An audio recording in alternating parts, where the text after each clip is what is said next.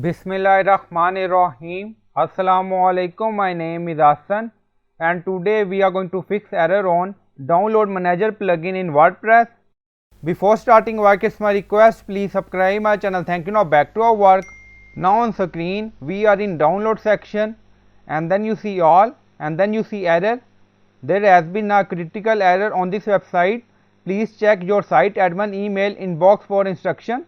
So we are going to fix it. So first you will update your download manager plugin. So after update, if your issue is fixed, then good, otherwise some plugin caused this error. Now go to plugin section. So we have this plugin. So when we open add new download manager, also show this error. Now refresh the page. Again you see error, add new page for download manager not open. Now go to plugin section. So first you will deactivate all plugin and then activate plugin one by one to check which plugin caused this issue. So you will deactivate all plugin and then activate plugin one by one. Now we deactivated all plugin and then we are going to activate download manager plugin again. So click on activate. Now download manager plugin activated.